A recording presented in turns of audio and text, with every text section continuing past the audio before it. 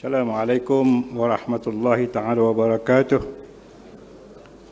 Bismillahirrahmanirrahim. Alhamdulillahilladzi an'amana bini'matil Islam wa hadaina an-najdain imma syakiran wa imma kafura. Wa nusalli wa nusallim ala rasulil muhdah sayyidina Muhammad ibn Abdullah wa ala alihi wa ashabihi wa man walah. Yang saya muliakan saudara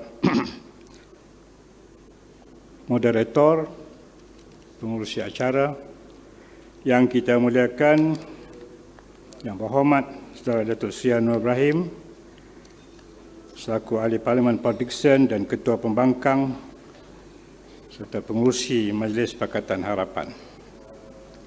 Tanda saya tak tinggalkan politik 1%. Bos saya dulu, sekarang pun insya-Allah. Yang saya muliakan tetamu-tamu kita, Kekanda Al-Ustaz Al-Murabbi Razali Nawawi Hafizahullah. Yang kita muliakan Kekanda saya yang saya hormati. Saya tak boleh sebut yang ini kerana dia marah. Sekadar saya sebut Profesor Emeritus Dr. Muhammad Kamal Hassan. TS tak boleh sebut. Dan Puan Sri. Puan Sri saya rasa boleh sebut. Kak Norma Saleh. Seterusnya saudara Profesor Dr. Muhammad Ridwan Osman, pengurusi Majlis Syura merangkap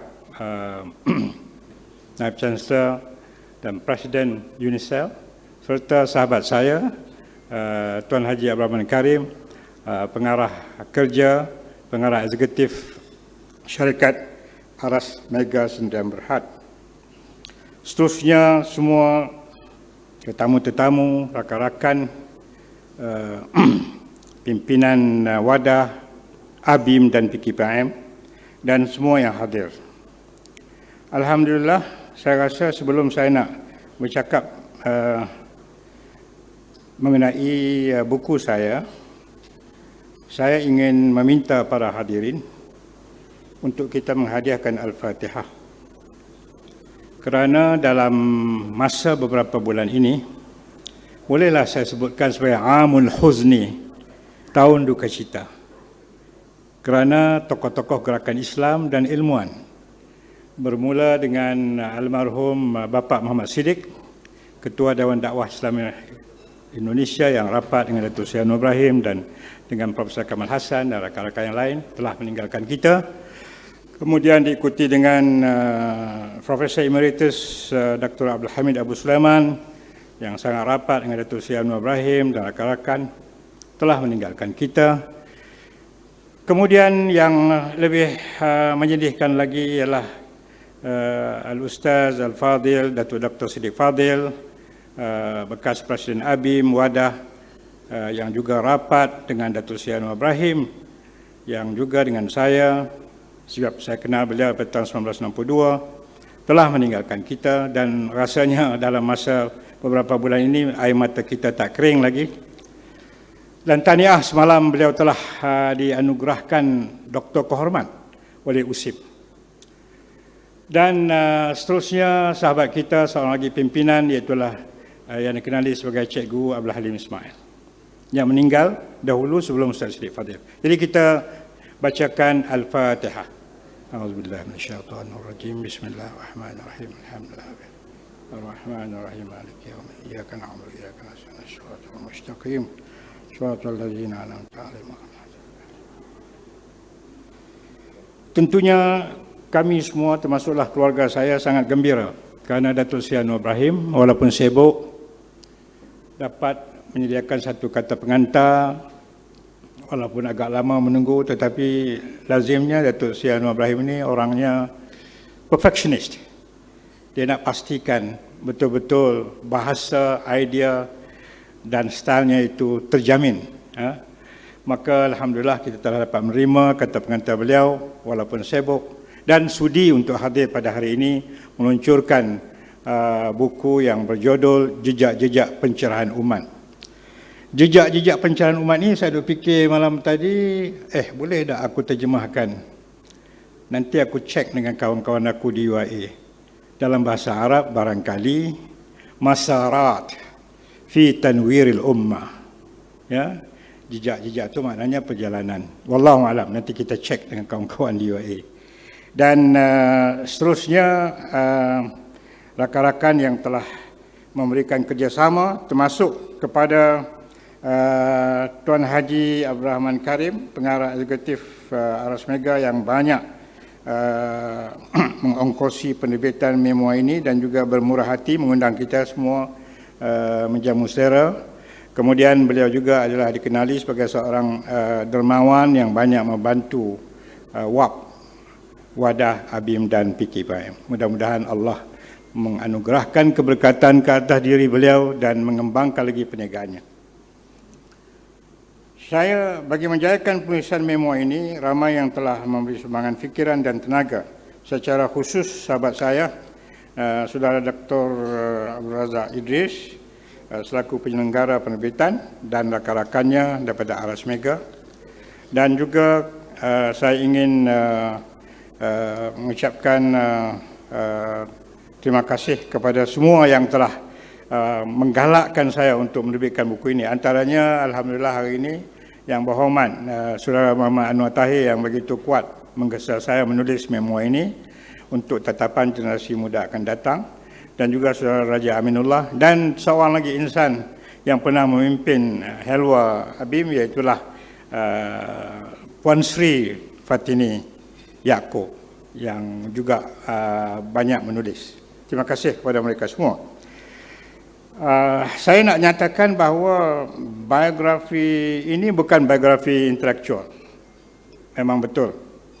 Almarhum Ustaz Siddiq Fadil khabarnya telah menyiapkan 3 bab yang merupakan biografi intelektual. Mungkin akan disambung. Keluarganya akan menentukan siapa orangnya. Sebaliknya, yang saya ini adalah merupakan satu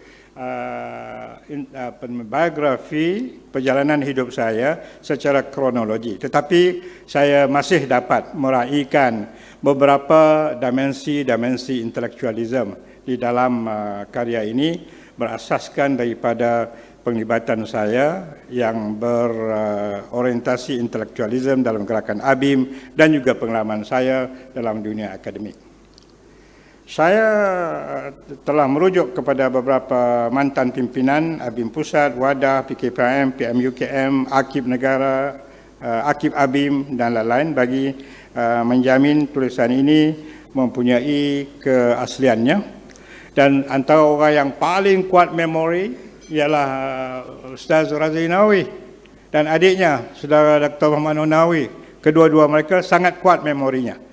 Jadi kalau saya, Ustaz Razali ini perawi yang sahih lah tentang ABIM, ya. Dia punya statusnya tu tinggi lah. Ya, tak siapa boleh pertikaikan, ya.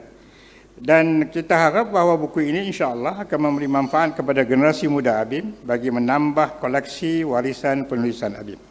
Insya-Allah. Jadi saya insya-Allah hanya akan membicarakan aspek-aspek terpenting saja daripada buku yang bermuka surat 432 ini kerana hambatan masa dan juga peraturan SOP, dan kita akan mendengar ucapan daripada Datuk Seri Anwar Ibrahim. Saya mulakan dengan pendidikan Islam formal. Saya itu adalah daripada Madrasah Ar-Rusydiyah Jelai di Batu Kurau. Di situ antara ulama yang dilahirkan oleh sekolah itu ialah Haji Mat Saman Kati. Haji Mat Saman Kati ni handal bersyarah lah. Kalau di utara Melaya ni, Haji Mat Saman Kati, Haji Samad Noh. Ustaz Bakar terkenal, tapi dia bukan pemidato. Abu Bakar Al-Bakir, dia terkenal dengan pengajaran agama Islam. Kemudian saya belajar di Sekolah Izzuddin Shah Ipoh, sebuah sekolah agama moden tetapi bersejarah kerana mogok pelajar berlaku 2 kali. Dan mogok itu dipimpin oleh almarhum Ustaz Siddiq Fadil. Bekas Spika Dewan Negeri Perak, Datuk Seri Ali Zaini, datang ke rumah saya pukul 10 malam. Tanya, betulkah Siddiq Fadil ni jadi ketua mogok di Izzuddin? Saya jawab, saya tak tahu. Sebab kami dah diarahkan. Jawapan daripada saya tak tahu. Tapi akhirnya bapa saya meraihkan mereka dengan jamuan durian batu kurap. Hilang cerita Siddiq Fazil di ketua. Saya telah sampai ke tahap pengajian seterusnya ke Kolej Islam Melaya PJ dan sampai ke Fakulti Pengajian Islam UKM, sebuah universiti yang dibangunkan oleh rakyat daripada tahun 1970 hingga 1974. Sebagai mahasiswa perintis utama, alhamdulillah hari ini rakan-rakan daripada UKM generasi pertama ada semua di sini.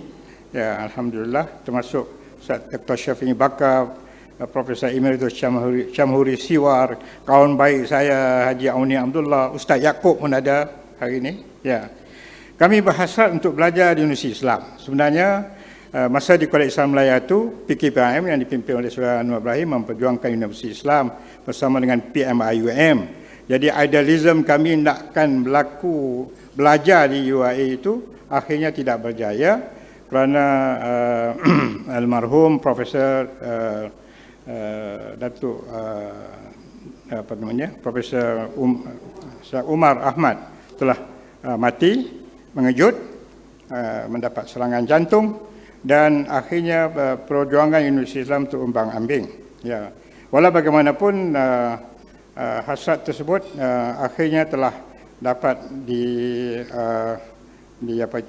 direalisasikan apabila Dr. Mahathir Mohamad mengambil alih sebagai Perdana Menteri dan Datuk Seri Anwar Ibrahim diajak masuk ke dalam UMNO sebagai satu package untuk melaksanakan projek Islamisasi, iaitu Universiti Islam dan Bank Islam. Seperti kelaziman anak muda dalam kalangan mahasiswa FPI, memang terdapat rasa tidak puas hati dengan kurikulum FPI. Di kampus UKM, banyak cabaran ideologi moden, sekularisme kuat pada waktu itu, sosialisme kuat pada waktu itu.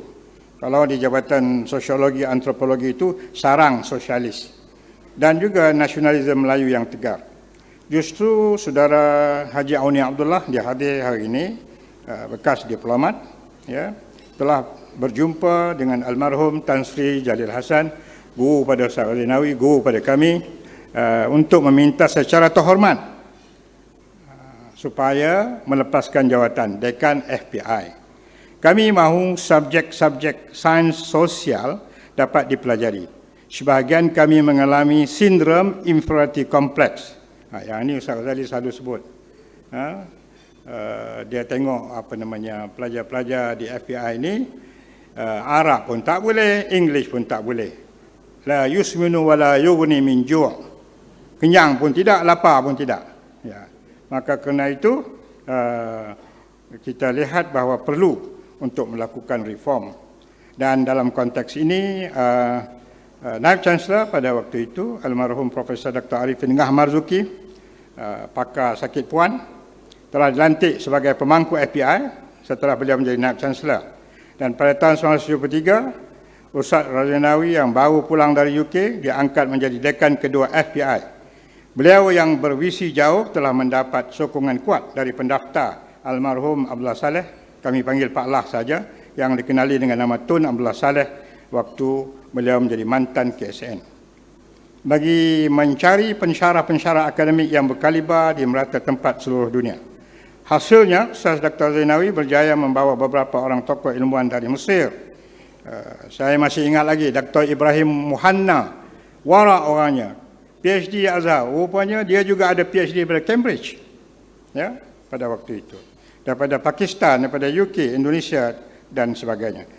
Saya nak ringkaskan dalam konteks ini bahawa Fakulti Islam telah menerima kunjungan Syekh Abdul Halim Mahmud, Profesor Muhammad Hamidullah yang begitu alim dan wara, very knowledgeable. Pernah kita bersama dengan Profesor Hamidullah, Ustaz Zali, saya almarhum Ramli Ibrahim pergi ke Johor Bahru. Beliau memberikan ceramah di Kolej Ibu Maryam, ya. Dan di situ dalam perjalanan kami ke sana, kami dah makan 2-3 kali dalam perjalanan dari Kuala Lumpur ke Johor Bahru. Beliau tak makan apa-apa, hanya berzikir sahaja. Dan di sana kami tanya waktu malam apa yang Prof nak makan. Dia hanya minta omelet dengan 7-Up sahaja. Ya, demikianlah waraknya Profesor Muhammad Hamidullah. Ya, dan beraninya Ustaz Razinawi itu ya mengundang Profesor Syed Hussein Al-Attas. Al-Attas ni T kena satu je. Kalau adik dia Al-Attas, SMN Al-Attas 2 T, dia Al-Attas 1 T saja ya. Datang mengajar kepada kami di Fakulti Pengajian Islam 1 semester. Dan dia dibangkang oleh adik-adik fakulti kerana diketahui bahawa Profesor Syed Hussein Al-Attas mempunyai beberapa ciri liberalisme dalam pemerintahan Islamnya. Jadi demikianlah satu perjuangan yang akhirnya mendapat faedah apabila kita dah melihat bahawa Fakulti Pengajian Islam telah dapat mahasiswa termasuk kami dapat mengambil kursus-kursus sains sosial. Selain daripada itu, saya juga menceritakan dalam buku itu bahawa Profesor SMN Al-Attas, seorang tokoh ilmuwan dan pemikir Islam terkenal, bolehlah kita katakan memberi pencerahan Islam dalam beberapa kursus yang diambil dari beliau. Beliau umpamanya mengemukakan Islam dalam sejarah kebudayaan Melayu sebagai satu kursus yang popular pada waktu itu. Dan satu lagi kejayaan perjuangan di kampus UKM ialah menubuhkan IBKKM, Institut Bahasa, Kesusastraan dan Kebudayaan Melayu yang bertunjang kepada falsafah pemikiran Islam dalam konteks alam Melayu. Ini pun juga satu kejayaan dan di antara anak-anak muridnya ialah Dr. Syafiq Bakar, Dr. Awang Sarian, almarhum Ahmad Shah Muhammad Noor dan lain-lain. Kelompok yang tidak comfortable di UKM pada masa itu menentang IBKKM hinggalah IBKKM ditamatkan ya, dan akhirnya waktu itu Datuk Seri Anwar Ibrahim menjadi Menteri Pendidikan kerana hubungan yang baik sebagai seorang guru dan murid dan hubungan persahabatan dan juga keguruan dari segi keilmuan, maka ISTEC telah ditubuhkan untuk memberi tempat supaya Profesor Syed Naqib Al-Attas berperanan.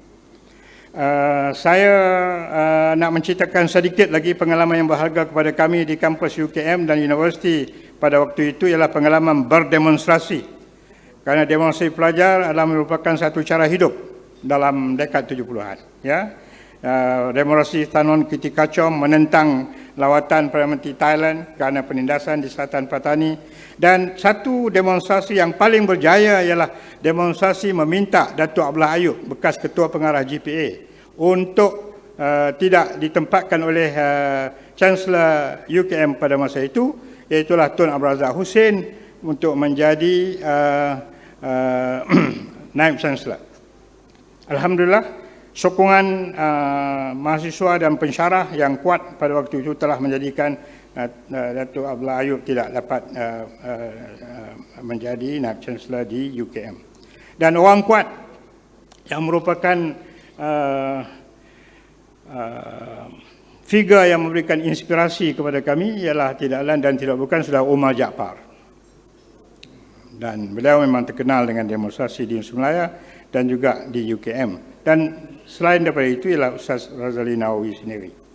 Jadi saya nak akhiri tentang hal protes mahasiswa dalam konteks demonstrasi ini dengan mengambil kata-kata daripada Profesor Muhammad Abu Bakar. Mahasiswa menggugat buku beliau yang ditulis, satu buku yang baik, dengan mengambil pandangan Profesor Diraja Engku Aziz yang menyatakan bahawa belajar sambil mencabar, pelajaran tidak berjuntai seperti pisang. Bangsamu tidak termaju tanpa pemimpin berpengalaman, mencabar dan terpelajar. Saya fikir satu kata-kata yang ada hikmahnya dalam konteks pandangan sebahagian adik-adik akademik dan pentadbir dan sebagainya, adik-adik politik yang melihat protes mahasiswa ini pimpin oleh Datuk Seri Anwar Ibrahim, Saudara Omar Jaafar, Saudara tokoh-tokoh yang lain pada masa itu di Universiti Malaya dalam PBM-UM sebagai sesuatu yang mengancam kepada keselamatan negara. Sekarang saya pergi kepada yang lebih penting pada waktu ini. Saya nak menceritakan bagaimana penglibatan saya dalam ABIM itu sebagai suatu penghayatan Islam yang sangat bermakna dalam diri saya, dan saya sebagai penyaksi zaman apabila saya dapat hadir pada hari pertama ABIM ditubuhkan di kuliah A Fakulti Pengajian Islam UKM Jalan Universiti Petaling Jaya. Waktu Datuk Seri Anwar Ibrahim, Saudara Zakaria Hashim pun ada di sini. Ya. Dan sampailah saya menjadi presiden dan berakhir kepimpinan saya dan saya bersama Wadah hinggalah ke hari ini.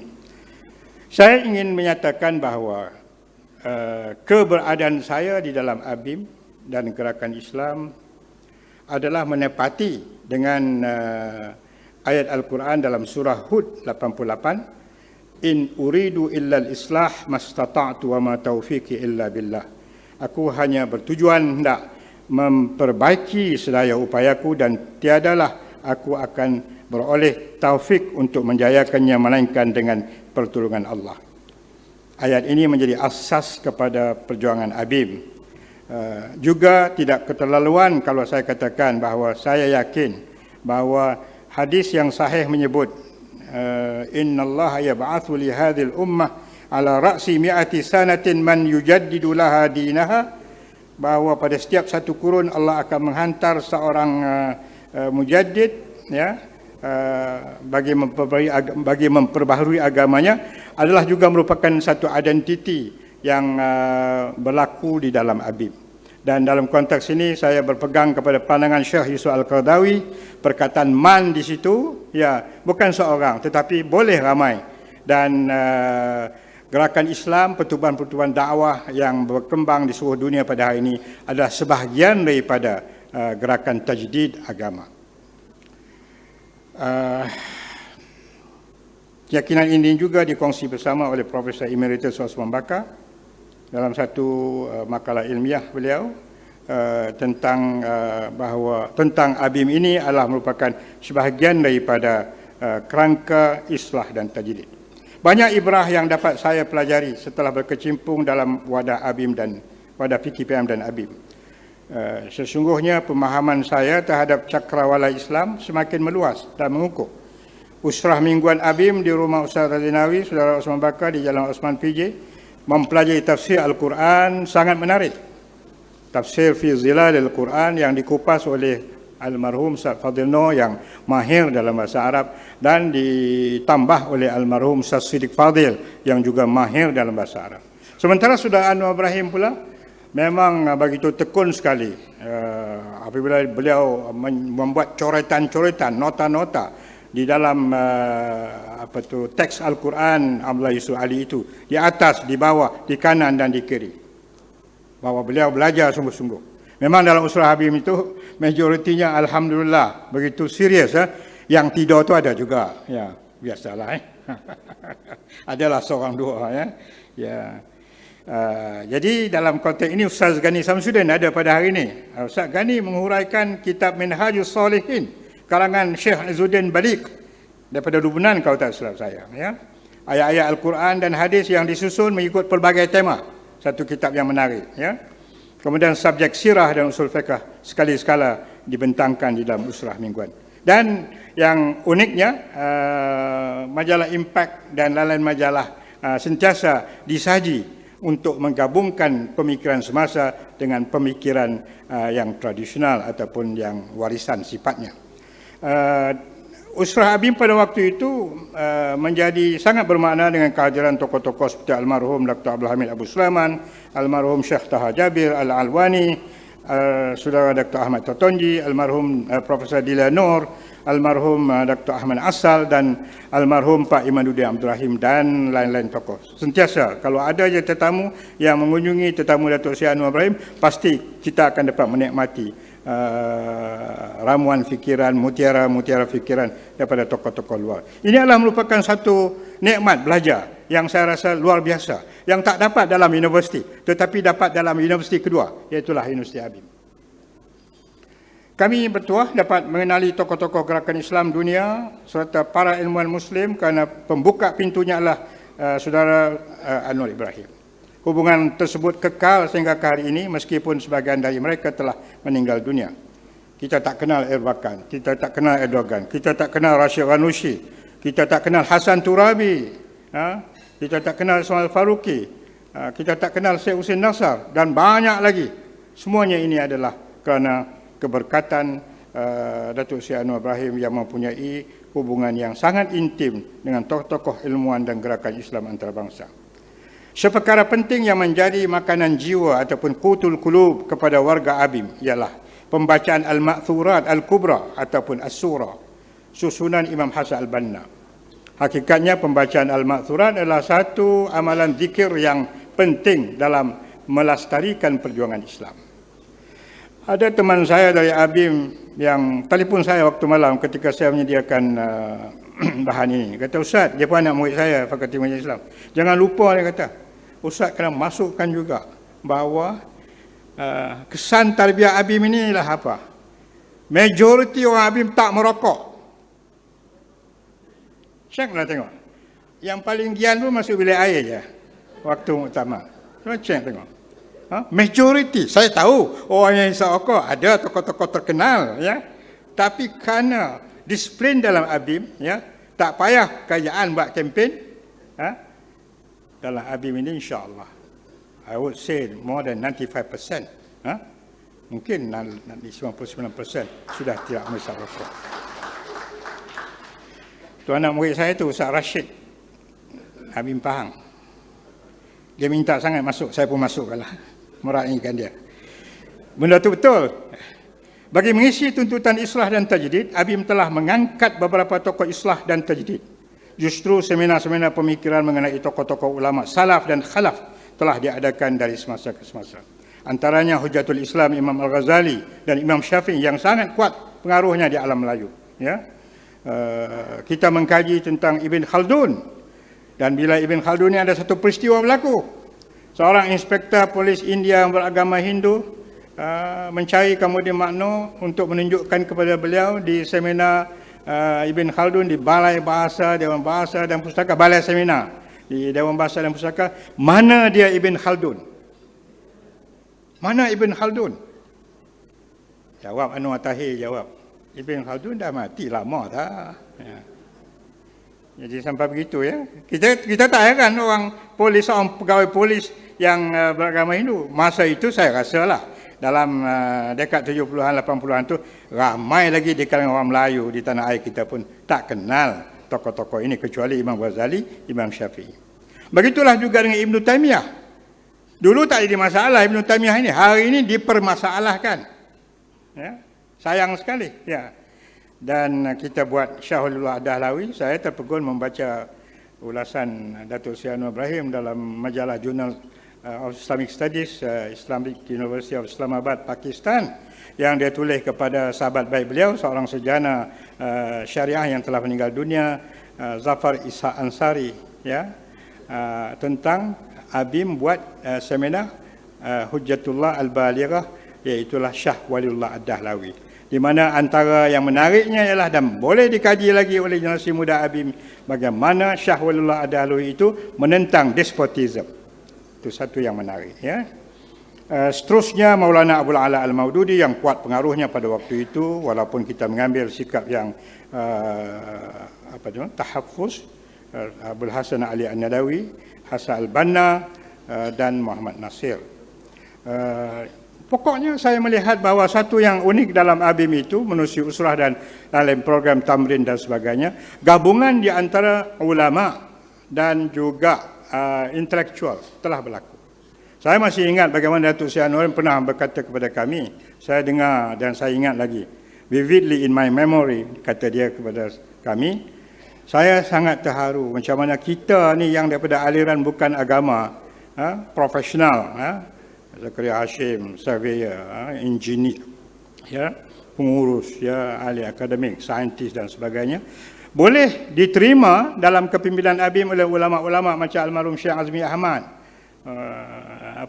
Ustaz Ni'mat Yusof, ya, Ustaz yang baru meninggal tadi saya dah lupa, Ustaz Ashad daripada Perlis, ya, boleh menerima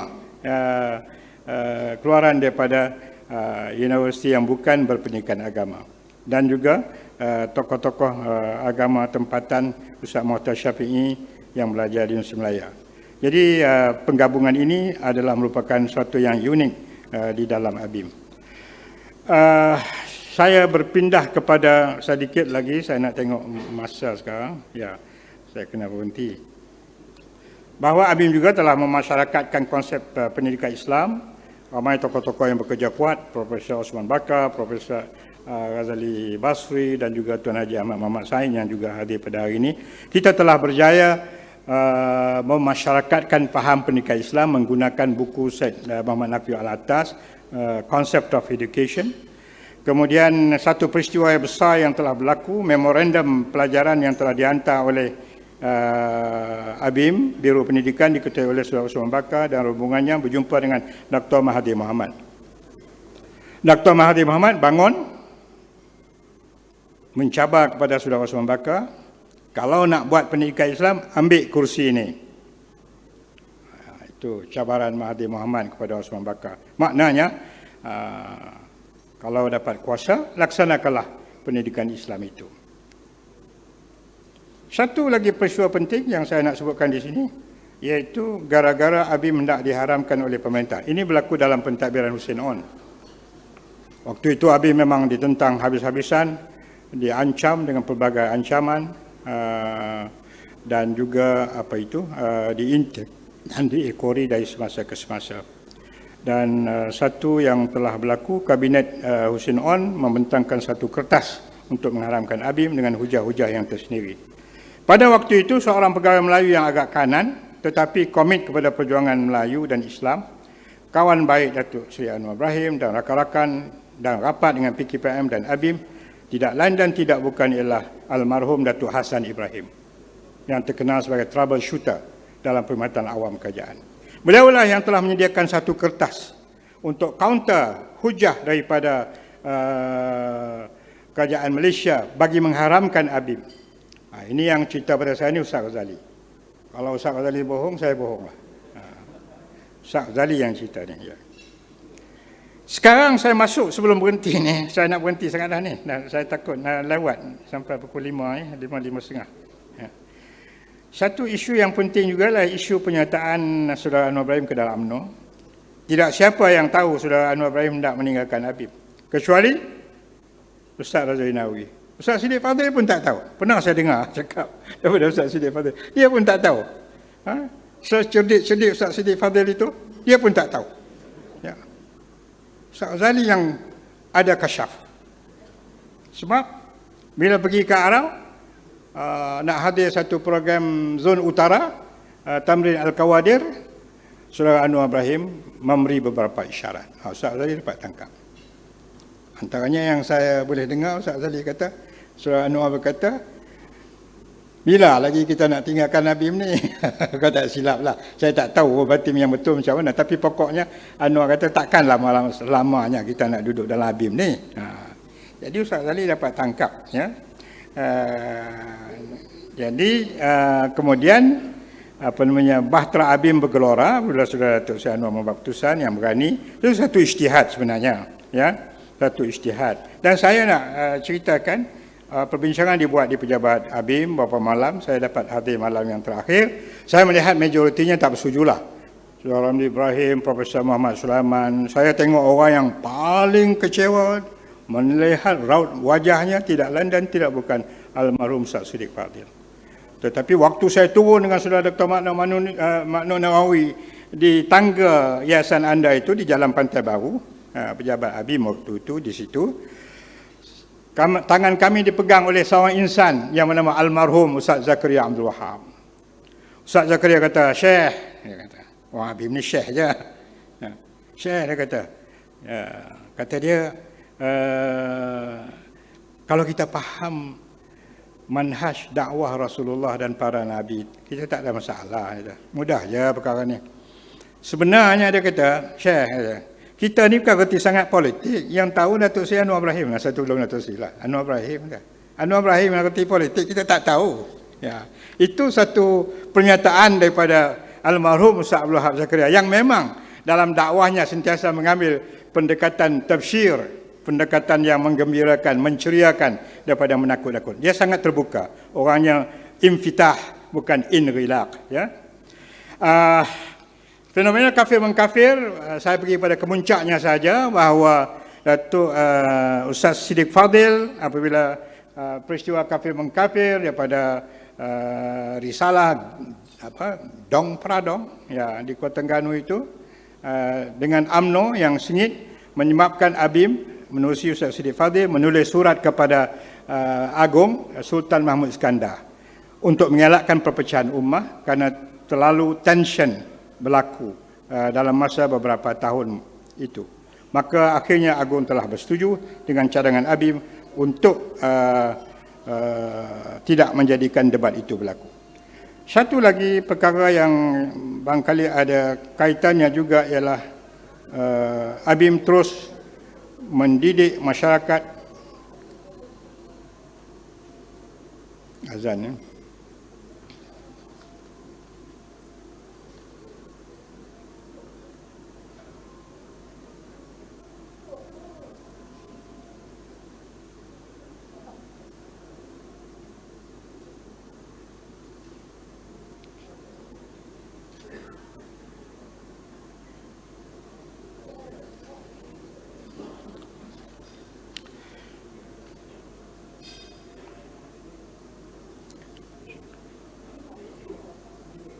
Satu lagi perkara yang saya rasa patut diperakui bahawa ABIM telah mengambil pendekatan wasatiyah dalam gerak kerjanya dengan mengambil buku Al-Qaradawi dan juga buku Syekh Hasan Al-Hudaybi Al-Mursyidul Am Al-Ikhwan Al-Muslimun sebagai panduan bagi menentang pendekatan kekerasan di dalam gerak dakwah di tanah air pada waktu itu. Jadi karya Hasan Al-Hudaybi Nahnu Du'atun La Qudatun diterjemahkan oleh ABIM dan juga karya Al-Islam Bainal Juhud wal Mutatarrif, Islam antara penentangan dan ekstremisme karangan Syekh Yusuf Al-Qadawi. Dan saya difahamkan bahawa buku itu telah diterjemahkan oleh Triple IT dan dibaca oleh Al Gore satu hari je. Tapi Syekh Al-Qadawi masih disenaraikan sebagai ekstremis, sebagai pengganas. Mungkinlah sekarang ada sedikit perubahan. Kemudian pimpinan utama ABIM, Ustaz Saudara Anwar Ibrahim dan Ustaz Fadil Noor pernah berjumpa dengan pimpinan utama Ikhwan di Mesir, tentunya sebelum Anwar memasuki UMNO, untuk menyatakan bahawa ABIM tidak mengambil bai'ah dengan Ikhwan Al-Muslimun, walaupun ABIM kekal dari segi menghormati pandangan-pandangan tentang Islam sebagai agama universalism, menghormati tentang ciri-ciri gerakan Islam dan juga doktrin-doktrin Islam yang disampaikan sebagai Islam yang syumul oleh Hassan Al-Banna dan lain-lain pemimpin. Ini adalah merupakan satu keputusan yang melihat kepada maslahah Malaysia dari segi realiti yang ada. Akhirnya saya pergi kepada era reformasi dan penyataan politik. Era reformasi, alhamdulillah saya telah daripada awal lagi bersama dengan Datuk Seri Anwar Ibrahim, Datuk Seri Dr. Wan Azizah dan rakan-rakan yang lain, dan meninggalkan universiti walaupun Profesor Kamal Hassan minta saya buat reform di dalam universiti, bukan reform di luar. Saya menghormati pandangan itu dan kawan-kawan yang lain. Namun antara tokoh yang paling kuat meminta saya berkecimpung dalam politik bagi mengalu-ngalukan kehadiran Parti Keadilan Nasional pada waktu itu ialah tidak lain dan tidak bukan Profesor Khurshid Ahmad, Amir Jamaat Islami Pakistan dan juga pengarah Islamic Foundation UK. Beliau meminta saya mengaturkan satu mesyuarat di Kuala Lumpur, iaitu di Crystal Crown Hotel, dan saya telah dapat aturkan setelah menerima fax di rumah. Kemudian beliau telah berjumpa dengan Ustaz Fadil Noor dan Saudara Cikgu Mustafa Ali dan meminta supaya PAS memberi laluan, memberi dukungan, memberi moral support kepada parti baru yang berbilang kaum, dengan beliau menyatakan bahawa pemimpinnya tidak lain dan tidak bukan ialah Datuk Seri Anwar Ibrahim yang juga datang daripada keluarga gerakan Islam. Alhamdulillah Ustaz Fadil Noor memang sentiasa terbuka, rapat hubungannya dengan Datuk Seri Anwar Ibrahim dan mengalu-ngalukan kehadiran parti itu dan memberikan kerjasama. Satu lagi peristiwa yang saya rasa penting dari segi politik, banyak orang tak tahu, ialah Profesor saya bersama dengan Ustaz Ramli Ibrahim, bersama dengan Chandra Muzaffar, Syekh Azmi Ahmad dan Anwar Tahir. Kami telah ke rumah Tuan Guru yang tak pergi ke pejabat hari itu kerana dia sakit perut, dan kami ke rumahnya di Pulau Melaka. Di situ kami memberitahu hasrat kami nak menubuhkan sebuah parti berbilang bangsa dan kaum dan agama. Tok Guru menyatakan pakat-pakat masuk PAS lah, dia kata. Tak payahlah tubuh parti baru. Tetapi setelah mendengar hujah daripada Chandra Muzaffar, Syekh Azmi yang cakap tentang siasat syariah dan rakan-rakan yang lain, akhirnya Tok Guru respon. Kata beliau, memang betul dia PAS selama ini pun tak pernah menang kerana tak mendapat dukungan orang bukan Melayu. Jadi ini adalah merupakan satu keputusan yang sangat bermakna kepada Parti Keadilan waktu itu, dan kedua-dua peristiwa yang telah saya sebutkan tadi menunjukkan bahawa Parti Keadilan Nasional ini tidak alien daripada restu pemimpin-pemimpin gerakan Islam dunia. Dan akhir sekali saya rasa bahawa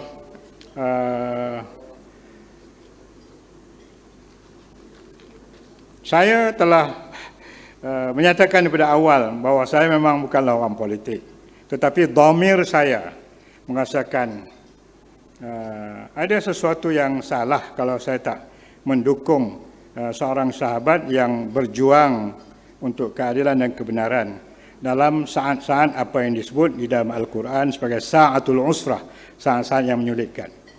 Kerana itu Profesor Khurshid kata, Saudara Dr. Muhammad Nur Manuti, Dr. Manuti, you have to resign now from university. You have to enter politics and support Brother Anwar Ibrahim. Itulah kata-kata beliau kepada saya. Dan saya juga diberikan semangat oleh sahabat saya, siswa Temple datang daripada Sudan di UAE, Profesor Ibrahim Zain. Dia pun berkata kepada saya, kamu kena turun sekarang kerana Chandra Muzaffar dah turun ke gelanggang waktu itu. Jadi saya merasakan bahawa wajar untuk saya meninggalkan universiti pada satu ketika. Walaupun Ustaz Siddiq Fadil, Ustaz Ghazali, Dr. Abdul Hamid Abu Sulaiman dan lain-lain pimpinan kurang bersetuju dengan keputusan saya. Namun Ustaz Siddiq Fadil pula sibuk pula dia masa saya dah masuk UMNO ni tahun 1994, kemudian 1995 pilihan raya umum. Dia telefon saya malam tu berkali-kali waktu malam MKT UMNO nak buat keputusan. Naik tak nama saya ataupun tidak? No, nama kamu naik tak? Begitu prihatin beliau supaya saya dapat jadi calon Barisan Nasional. Barangkali ada hikmahnya, saya tak jadi calon Barisan Nasional untuk Parlimen Larut pada pilihan raya 1995. Dan akhir sekali saya rasa bahawa sebagai khatimah yang saya nak nyatakan di sini, saya barangkali ingin satu peristiwa, maaf, dalam politik. Saya di Bagansrai, Parlimen Bagansrai. Di situ kuat PAS. Dan ada ramai orang PAS di situ, pemimpin kanan dia yang tak mau PKR. Mereka mengatakan PKR ni lebih kurang sama dengan DAP. Jadi satu ustaz tu dia kuat PAS tapi terbuka, dan dia simpati dengan Datuk Seri Anwar Ibrahim dan dia simpati dengan Abim. Jadi saya pun di situ berkata macam mana saya nak buat. Ya terpulanglah, macam mana kamu boleh terangkan untuk berhujah. Jadi saya menggunakan hujah bagaimana perisytiharan pematang pauh yang menyebut tentang al-islah mastata'tu. Kemudian saya juga menyebut tentang 17 perkara dalam perlembagaan, menyatakan tentang bagaimana parti ini mementingkan soal akhlak, mementingkan soal human rights, mementingkan soal karamatul insan, mementingkan perkara-perkara yang baik, amar ma'ruf dan nahi mungkar. Maka orang PAS di situ akhirnya dia orang kata, oh kalau begitu PKR ini waktu itu PKR ya, tak samalah dengan DAP. Sebab pandangan menyatakan bahawa PKR itu adalah bersamaan dengan DAP. Jadi itulah sedikit pengalaman dalam politik. Sebelum saya akhir, saya ingin menyatakan bahawa pandangan saya ialah untuk mengambil pandangan Syekh Yusuf Al-Qaradawi, Al-Khutut Al-Ashirah fi Tarsyid As-Sahwah Al-Islamiyah, iaitu langkah-langkah 10 bagi pendewasaan kebangkitan Islam dalam konteks islah dan tajdid. Antara yang terpenting, islah dan tajdid bukan sekadar luaran sahaja tanpa pengisian yang bermakna. Juga dari segi emosi dan kucar-kacir bertukar menjadi ta'akul dan saintifik. Ada lagi banyak perkara yang disebut, tapi saya mengambil dua ini saja untuk menunjukkan bahawa pandangan Syekh Yusuf Al-Qaradawi itu adalah sangat relevan dan sangat bermakna. Dan akhir sekali saya ingin mengutip syair Ahmad Syauqi yang berpesan, qif duna ra'yika fil hayati mujahidan innal hayata aqidatun wa jihadun. Tegak tak berganjak membela pendapat di kancah juang, pahlawan memaknai kehidupan demi akidah, siap berjihad. Sekian, saya mohon maaf kalau ada apa-apa kekurangan dalam buku saya. Mudah-mudahan dapat dibaca. Dan kalau tak mau dibaca pun tak apa, tak ada masalah, asal beli saja daripada penerbitnya. Saya mohon maaf. Sekian, wassalamualaikum warahmatullahi taala wabarakatuh.